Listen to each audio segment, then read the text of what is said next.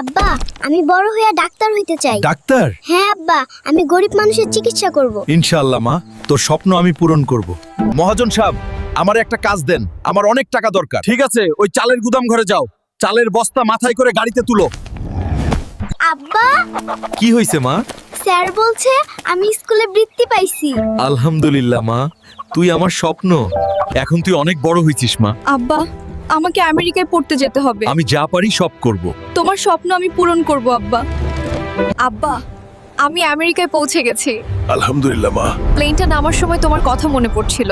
আল্লাহ তোকে ভালো রাখুক মা।